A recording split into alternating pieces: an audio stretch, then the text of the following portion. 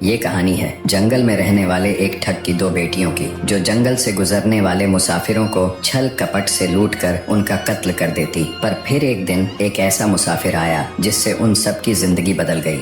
एक गुस्सैल राजा ने अपने पुत्र के किसी दोष के कारण उसे देश निकाला दे दिया। राजकुमार ने दुखी मन से अपने गुजारे के लिए 4 लाल और कुछ स्वर्ण भी अपने साथ ले लिए और भरे हृदय से अपने पिता का महल छोड़ दिया। चलते चलते वो जब शहर से कुछ दूर पहुंचा तो उसे एक साधु का आश्रम दिखाई दिया। राजकुमार उस साधु को दंडवत प्रणाम करके एक तरफ बैठ गया। जब साधु ने उसकी मायूस शक्ल और देह पर कीमती वस्त्र देखे तो साधु ने उससे पूछा, बच्चा तुम कौन हो और यहाँ कैसे आए? राजकुमार बोला, महाराज मैं राजा चंद्रगुप्त का पुत्र महेंद्रगुप्त हूँ। मुझे मेरे पिता ने देश निकाला दे दिया है, इसीलिए मैं परदेश जा रहा हूँ। रास्ते में आपका आश्रम दिखाई दिया तो मेरे मन में आया कि आपके भी दर्शन करता चलूं। साधु ने महेंद्रगुप्त की बात सुनकर कहा, वत्स तुम नेक इंसान हो और परदेश जा रहे हो, इसलिए मैं तुम्हें 4 बातें बताता हूँ। तुम उन बातों पर अमल करना। परदेश में ये बातें तुम्हारे अवश्य ही काम आएंगी। पहली यह कि परदेश में एक से भले 2 होते हैं। दूसरी यह कि परदेश में दूसरे के हाथ का बना खाना मत खाना। अगर खाना भी पड़े तो पहले किसी जानवर को खिला देना। तीसरी बात यह कि परदेश में किसी दूसरे की बिछाई हुई चारपाई पर मत सोना। अगर सोना भी हो तो पहले बिस्तर को अच्छी तरह झाड़ लेना। चौथी बात यह कि यदि कहीं शत्रुओं के फंदे में फंस जाओ तो जहाँ तक हो सके नरमी और ज्ञान की बातें सुनाकर अपना उद्देश्य प्राप्त करना। साधु ने कहा, मेरी ये 4 बातें हमेशा याद रखना। साधु की बातें सुन साधु को प्रणाम कर राजकुमार परदेश चल पड़ा। जब चलते चलते बहुत दिन बीत गए तो वह एक जंगल में पहुंचा। वहां उसने देखा कि एक चील एक कछुए के बच्चे को लेकर उड़ी जा रही है। संयोगवश बच्चा उस चील के पंजे से निकलकर गिर गया। महेंद्रगुप्त ने कछुए के तड़पते हुए बच्चे को देखा तो उसे बड़ी दया आई। उसने मन में सोचा कि इस बच्चे को पालना चाहिए। इस बच्चे को पालने से 2 बातें होंगी। पहली तो यह कि इस बच्चे के प्राण बच जाएंगे और दूसरी यह कि साधु द्वारा कही गई पहली बात भी पूरी हो जाएगी कि सफर में एक से भले 2 होते हैं और इससे बातें करते हुए दिन भी आसानी से बीतेंगे। यह सब सोचकर महेंद्रगुप्त ने बच्चे को अपने साथ ले लिया। अब सफर में उसके साथ वह कछुए का बच्चा भी हो लिया। कुछ दिन के सफर के बाद राजकुमार को एक अच्छा सा स्थान दिखाई पड़ा। उस स्थान पर पहुंचकर उसने कुछ खाया पिया और फिर कछुए के बच्चे से बोला, तुम यहाँ बैठे रहना, मैं जरा थोड़ी देर सो लूं। यह कहकर महेंद्रगुप्त एक पेड़ के नीचे सो गया। उसी पेड़ के ऊपर एक सांप और एक कौवा रहते थे। उन दोनों का यह दस्तूर था कि जब कोई मुसाफिर उस पेड़ के नीचे ठहरता तो सांप उसे डस लेता और कौवा उसकी आंखें निकाल लेता। नाग ने जब सोते हुए मुसाफिर को देखा तो पेड़ के नीचे उतरा और राजकुमार को डस लिया। सांप के डसते ही तुरंत राजकुमार के प्राण पखेरु उड़ गए। कुछ देर में जब कछुए की नजर महेंद्रगुप्त पर पड़ी तो वह उसे मरा देखकर बहुत घबराया और महेंद्रगुप्त के ऊपर बैठकर रोने लगा।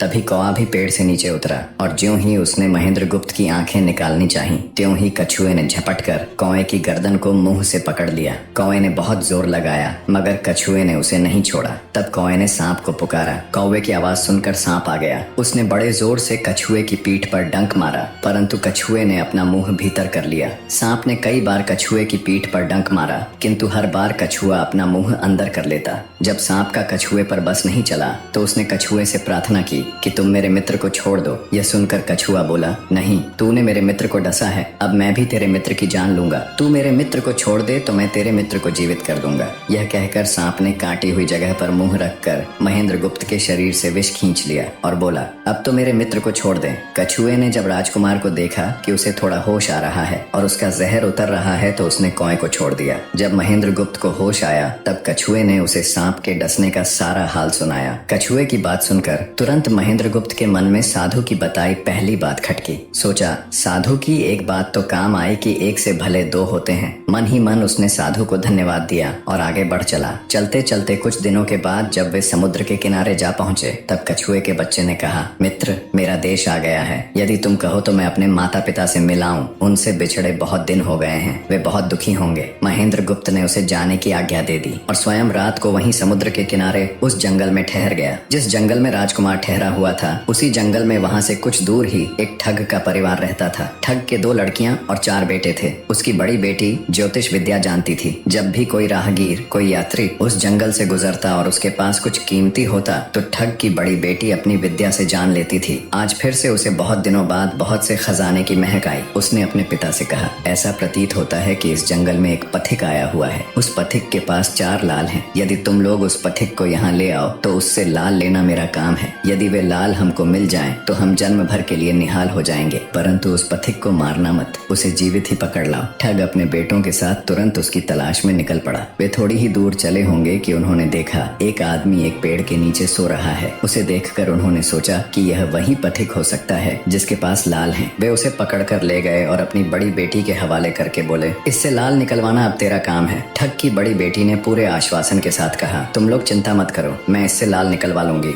ठग की छोटी बेटी ने जब महेंद्र गुप्त को देखा तो वह दिलोजान से उस पर मोहित हो गई। पहली ही नजर में वो अपना दिल उस नौजवान राजकुमार को दे बैठी। भाइयों के डर से कुछ कह तो न सकी, लेकिन मन ही मन उसको बचाने की युक्ति सोचने लगी। कुछ देर बाद ठग की बड़ी बेटी ने खाना बनाया और उसमें जहर मिला दिया। वही खाना उसने महेंद्र गुप्त को परोस दिया। जब थाली महेंद्र गुप्त के सामने आई तो उसने खाने के लिए निवाला तोड़ जैसे ही उसे खाने को हुआ तभी उसे साधु की कही गई दूसरी बात याद आई। उसने थाली में से थोड़ा सा भोजन निकालकर कुत्ते के सामने डाल दिया। जैसे ही उस खाने को कुत्ते ने खाया वो तुरंत मर गया। यह देखकर महेंद्र गुप्त ने भोजन नहीं किया। उसने अपने मन में सोचा कि साधु की दूसरी बात भी काम आई। अपनी इस चाल को असफल होते देखकर ठग की बड़ी बेटी को गुस्सा तो बहुत आया, पर वो अपने गुस्से को अंदर ही अंदर पी गई। उसने महेंद्र गुप्त के सोने के लिए पलंग तैयार करवाया और उससे कहा, जाओ पथिक, ऊपर के कमरे में तुम्हारे लिए पलंग तैयार करवा दिया है, अब तुम आराम करो। कई दिनों की सफर की यात्रा के कारण थका हुआ राजकुमार जब ऊपर आया तो उसे बढ़िया धुली हुई चादर पलंग पर बिछी हुई दिखाई दी। सोचा जो हुआ सो हुआ, कई दिनों के बाद चैन की नींद तो सोने को मिलेगी। वो जैसी ही पलंग पर बैठने को हुआ तो उसे साधु की तीसरी बात याद आई कि परदेश में हमेशा बिस्तर को झाड़कर सोना। जैसे ही उसने बिस्तर को झाड़ा तो उसके होश उड़ गए। वो बिस्तर एक कच्चे सूत से तैयार किया गया था जिसके नीचे आग का कुआं था। महेंद्र गुप्त ने देखा कुएं के अंदर बड़े बड़े आग के अंगार धधक रहे हैं। सोचा साधु की तीसरी बात भी काम आई। उसने एक बार फिर मन ही मन साधु का धन्यवाद किया और पास पड़ी एक टूटी हुई चारपाई पर लेट गया। थोड़ी देर पहले जो राजकुमार चैन की नींद लेने की सोच रहा था, अब नींद उसकी आंखों से कोसों दूर थी। अब तो उसे अपनी जान के लाले पड़े थे। सोचने लगा, आज की रात बचना बहुत कठिन है। तभी ठग की छोटी बेटी मौका पाकर आई और कहने लगी, हे प्रिय, मैं तुम पर दिलोजान से न्यौछावर हूँ, परंतु आज की रात मेरे वश में कुछ नहीं है। आज की रात मेरी बड़ी बहन की बारी है। जिस तरह भी हो सके बस आज की रात मेरी बहन से अपने प्राण बचा लो, कल मेरी बारी है। हे स्वामी, मैं तुम्हारी दासी हूँ, मैं तुम्हें साफ बचा लूंगी। इतना कहकर ठग की छोटी बेटी चली गई। जब सब लोग खाना खा चुके तो ठग की बड़ी बेटी ऊपर बने कमरे में चली। सोचा अब तक तो पथिक जलकर राख बन चुका होगा, पर जैसे ही वो कमरे के अंदर आई और देखा कि पथिक तो बिल्कुल सही सलामत टूटी हुई चारपाई पर लेटा हुआ है तो उसके क्रोध की कोई सीमा न रही। तुरंत उसने कटार निकाली और क्रोध से बोली, हे पथिक, या तो अपने 4 लाल मुझे अभी के अभी दे दे, वरना मैं तुझको मार डालूंगी। उसी समय महेंद्र गुप्त को साधु की चौथी बात याद आई कि कहीं शत्रुओं के फंदे में फंस जाओ तो जहां तक हो सके नरमी और ज्ञान की बातें सुनाकर अपना उद्देश्य प्राप्त करना। उसने सोचा कि आज रात बचना मुश्किल है, पर साधु की चौथी बात भी आजमानी चाहिए। महेंद्र गुप्त ने यह सब सोचकर लड़की से कहा, मेरे पास लाल नहीं है। यदि तू मुझको मारेगी तो वैसे ही पछताएगी जैसे बंजारा अपने कुत्ते को मारकर पछताया था। लड़की गुस्से में बोली, कौन बंजारा और कौन सा कुत्ता, क्या बक रहे हो तुम? तब राजकुमार बोला, तुम नहीं जानती तो सुनो लड़की, एक बंजारा था जिसने एक कुत्ता पाल रखा था। वो कुत्ता बहुत समझदार था जिसे बंजारा अपनी औलाद से भी ज्यादा प्यार करता था। एक समय ऐसा आया कि एक कातक नाम की भयंकर बीमारी के चलते बंजारे का सारा परिवार उस बीमारी की भेंट चढ़ गया और बंजारे की करोड़ों की संपत्ति भी बिक गई। दुखी बंजारा अपने कुत्ते को लेकर आगरा में एक साहूकार के पास जाता है और साहूकार को 10,000 के बदले अपना कुत्ता गिरवी रखने को बोलता है। उस समय 10,000 एक बहुत बड़ी रकम होती थी। पहले तो बनिए ने बंजारे को मना कर दिया, पर फिर कुछ सोचकर उसने बंजारे को 10,000 रुपए दे दिए। कुछ ही समय बीता था कि एक रात सेठ के घर डाकू घुस गए। बंजारे का कुत्ता सब हरकत देख रहा था। सोचा भौंकूंगा तो परिवार के सब लोग उठ जाएंगे और ये डाकू उनका भी कत्ल कर देंगे। वो चुपचाप बस उनको देखता रहा। जब डाकू सेठ के घर चोरी किए हुए धन को लेकर चल पड़े तो कुत्ता चुपचाप उनके पीछे पीछे हो लिया। सेठ के पास इतना धन था कि डाकू उसे निकाल तो लाए, पर अब उनसे वो लेकर चला भी नहीं जा रहा था। दिन भी निकलने के करीब हो चला था। डाकुओं ने सोच विचार कर उस धन को एक तालाब के अंदर छिपा दिया। सोचा बाद में आराम से निकाल ले जाएंगे। कुत्ता डाकुओं की सब करामात देख चुपचाप वापस घर चला गया। सुबह हुई तो सेठ के घर कोहराम मच गया। पता चला कि चोर सारा धन निकाल ले गए। सेठ का रो रो कर बुरा हाल था। आसपास के लोग उसे दिलासा दे रहे थे। सेठ ने रोते रोते कहा, मैंने सुना था बंजारे का कुत्ता बहुत समझदार है, पर ये नमक हराम तो एक बार भौंका तक नहीं। तभी बंजारे का कुत्ता उस सेठ की धोती पकड़कर खींचने लगा। कुत्ते की हरकत देख पास खड़े एक समझदार व्यक्ति ने सेठ से कहा, सेठ जी, ये कुत्ता कुछ कहना चाहता है, हमें इसकी सुननी चाहिए। और सभी लोग कुत्ते के पीछे पीछे हो लिए। सबको लेकर कुत्ता उसी तालाब के पास पहुंच गया जहां रात को डाकुओं ने सारा धन छिपाया था, और तालाब में घुसकर अशर्फियों से भरी थैली अपने मुंह में दबाकर बाहर आया। तुरंत सेठ के नौकर उस तालाब में कूद गए और चोरी किया हुआ सारा धन बरामद कर लिया। सब देख सेठ आंखों में अश्रु लिए कुत्ते से कहता है, मुझे माफ कर देना, मैंने तुम्हें बहुत बुरा भला कहा। सेठ ने वही कागज मंगवाया और बंजारे के नाम चिट्ठी लिखी, भाई बंजारे, तेरे कुत्ते ने मेरे 10,000 पूरे कर दिए। मैं तेरे कुत्ते को तेरे पास भेज रहा हूँ। अगर तुझे और भी 10, 20, 50,000 की जरूरत हो तो मेरे पास आकर ले जाना। इतने समझदार कुत्ते को मेरे पास छोड़ने के लिए तहे दिल से तुम्हारा धन्यवाद। बनिया चिट्ठी कुत्ते के गले में टांग उसे नम आंखों से विदाई देता है। कुत्ता घूमता घूमता जब 4-5 दिन बाद बंजारे के पास पहुंचता है तो कुत्ते को आता देख बंजारे के तन बदन में आग लग जाती है। कहता है, मैं तुझे बनिए के पास गिरवी रख कर आया था और तू वहाँ से भाग आया। तूने मेरी बेइज्जती करवा दी। गुस्से में अंधा हुआ बंजारा तुरंत पिस्तौल निकाल कुत्ते को गोली मार देता है और सिर पकड़कर वहीं बैठ जाता है। कुछ देर बाद जब उसकी नजर कुत्ते के गले में टंगी हुई पर्ची पर पड़ी तब बंजारा वो पर्ची निकाल उसे पढ़ता है। पर्ची पढ़ते ही बंजारा फट पड़ता है। वो दहाड़े मार मार खून के आंसू रोता है। पर अब भला क्या हो सकता था। बंजारे की कहानी सुना महेंद्र गुप्त ठग की बेटी से कहता है, एक और कहानी सुनो लड़की। एक राजा के पास एक बहुत समझदार पढ़ाया हुआ तोता था। वह बड़ा चतुर था। एक दिन राजा तोते को अपने साथ गंगा स्नान को ले गया और उसको घाट पर बैठाकर स्वयं स्नान करने लगा। तभी तोते की नजर अमर फल पर पड़ी जो पास ही नदी में बहता हुआ आगे बढ़ा जा रहा था। वह उसको नदी से बाहर निकाल लाया और राजा के आने पर उसको वह अमर फल देता हुआ बोला, महाराज, यह अमर फल है, इसे खा लीजिए। राजा ने कहा, मैं अकेला अमर फल खाकर क्या करूंगा, अपने बाग में लगा दूंगा। जब इसमें फल लगेंगे तब सब कुटुंबियों को खिला कर अमर कर दूंगा। गंगा स्नान से लौटकर राजा ने वह फल माली को देकर कहा, इस फल को बाग में लगा दो। थोड़े ही दिनों में पेड़ फल फूल गया, उसमें फल लगने लगे। एक दिन एक फल पककर पेड़ से गिरा तो उसे सांप ने सूंघ लिया, जिससे वह जहरीला हो गया। अनजान माली वह अमर फल लेकर राजा के पास आया। राजा फल को देखकर बहुत खुश हुआ और कुछ सोचकर वो फल पहले कुत्ते को खाने को दिया, क्योंकि राजा बड़ा नीतिवादी और विचारवान था। वह जानता था कि बिना सोचे समझे किसी भी वस्तु को खाना ठीक नहीं होता। राजा ने ज्यों ही वह फल कुत्ते को खिलाया, कुत्ता मर गया। यह देखकर राजा ने क्रोधित होकर अपने तोते से कहा, बेईमान तोते, तू हमें जहर देकर मारना चाहता था। यह कहकर राजा ने क्रोध में आकर तोते को मार डाला और माली से कहा, इस पेड़ के चारों ओर घेरा डाल दो जिससे कोई इसका फल न खा सके।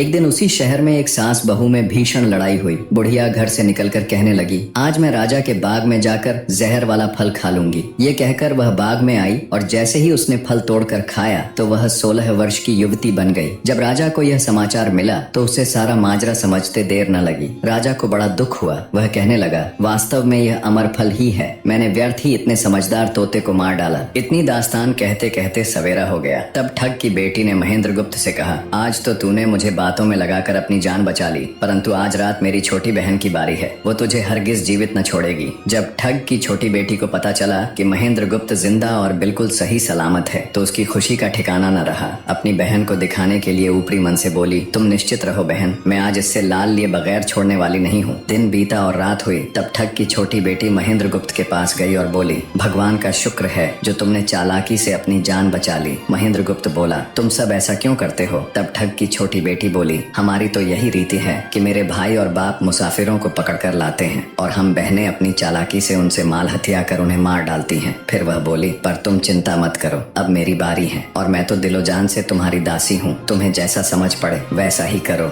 यह सुनकर महेंद्र गुप्त बोला, प्रिय, तुम भी मुझे देखते ही पसंद आ गई थी। दिल करता है कि हर पल तुम्हारे पास ही रहूं। तुम अपनी बड़ी बहन की तरह नहीं हो, तुम एक नेक दिल औरत हो, तुमसे मेरा कुछ भी छिपा हुआ नहीं है। उसकी बात सुनकर ठग की बेटी ने कहा, तुम कहते हो कि मुझसे कुछ भी छिपा नहीं है, तो फिर वे लाल कहाँ हैं? महेंद्र गुप्त ने कहा, वो चारों लाल मेरी जांघ में हैं, अगर तुम निकालना चाहो तो निकाल लो। राजकुमार की बात सुन ठग की छोटी बेटी बोली, प्यारे, वो लाल तुम्हें ही मुबारक हो, मैं तो तुम्हारी दासी हूँ, तुम्हारे दर्शनों की प्यास दासी हूँ, मुझे तुम्हारे सिवाय और कुछ नहीं चाहिए। ये सुन महेंद्र गुप्त बोला, जो कुछ तुमने कहा है वह तो सब ठीक है, लेकिन ये प्यार और प्रेम की बातें सब धरी रह जाएंगी जब हमारे शरीर में प्राण ही नहीं रहेंगे, क्योंकि जब तुम्हारे बाप और भाइयों को इसका पता लगेगा तो हम दोनों की खैर नहीं। तब ठग की बेटी बोली, तुम चिंता मत करो, मेरे पास इसका भी उपाय है। आज रात को सबके सोने के बाद हम यहाँ से भाग चलेंगे और कहीं बहुत दूर रहेंगे जहाँ कभी मेरे भाई और बाप पहुँच न सके। महेंद्र गुप्त बोला, पर ये सब होगा कैसे? बोली, यहाँ से निकलने का एक ही उपाय है। मेरे पिता के पास 2 ऊँटनियाँ हैं, उनमें से एक तो दिन भर में 60 कोस चलती है और दूसरी दिन भर में 100 कोस चलती है। तुम उनमें से बड़ी वाली को खोल लाना, तब तक मैं हम दोनों के लिए कुछ धन बांध कर रख लूंगी। जब आधी रात हुई तब महेंद्र गुप्त ऊँटनी को खोलने चला गया। महेंद्र गुप्त ऊँटनी ले तो आया, मगर जल्दबाजी के कारण वह बड़ी के स्थान पर छोटी को ले आया। ठग की बेटी बहुत सा माल लेकर ऊँटनी पर बैठ गई और दोनों चल दिए। ऊँटनी जब चलते चलते 60 कोस पहुंची तो जंगल में रुक कर खड़ी हो गई। बीच जंगल में ऊँटनी को खड़ी देखकर महेंद्र गुप्त और ठग की बेटी के होश उड़ गए। ठग की बेटी बोली, अनर्थ हो गया, तुम रात के अंधेरे में बड़ी ऊँटनी की जगह छोटी को ले आए। मेरे पिता और भाई आते ही होंगे, वो हमें नहीं छोड़ेंगे। इधर जब सवेरा हुआ तो ठग ने देखा कि उसकी बेटी और मुसाफिर दोनों गायब हैं। उसने सोचा कि निसंदेह वह बदमाश मेरी बेटी को भगा ले गया है। तबेले में जाकर देखा तो पाया कि छोटी ऊँटनी गायब है और बड़ी वहीं है। सोचा ज्यादा दूर नहीं गए होंगे और ऊँटनी पर सवार होकर उसने उसे तेजी से दौड़ा दिया।